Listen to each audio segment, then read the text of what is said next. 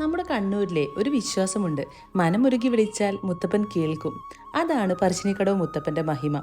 ആരുമായിക്കോട്ടെ, വലിയവനോ ചെറിയവനോ പണമുള്ളവനോ ഇല്ലാത്തവനോ, മുത്തപ്പന്റെ മുന്നിൽ എല്ലാവരും ഒരുപോലെയാണ്. അതുകൊണ്ട് തന്നെയാണ് എല്ലാ ദിവസവും ആയിരക്കണക്കിന് ആളുകൾ ഈ മടപ്പുരയിലേക്ക് എത്തുന്നത്. മടപ്പുരയിൽ കാണുന്ന നായ്ക്കളെ ആരും ഓടിക്കാറില്ല. അവർ മുത്തപ്പന്റെ സന്തത സഹചാരികളായാണ് വിശ്വാസം.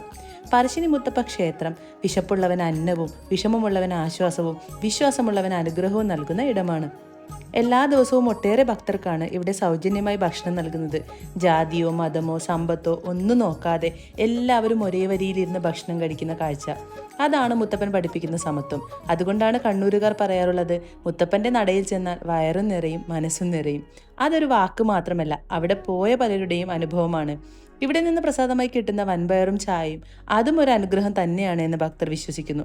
മുത്തപ്പനെ മതിവരുവോളം കണ്ട് തൊഴുതിറങ്ങിയാൽ എല്ലാവരും നേരെ പോകുന്നത് കളിപ്പാട്ട കടകളിലേക്കാണ്. മടപ്പുരയ്ക്ക് ചുറ്റുമുള്ള കടകൾക്കും ഒരു പ്രത്യേക ഭംഗിയും കുട്ടിക്കാലത്തിന്റെ ഓർമ്മയും ഉണ്ട്.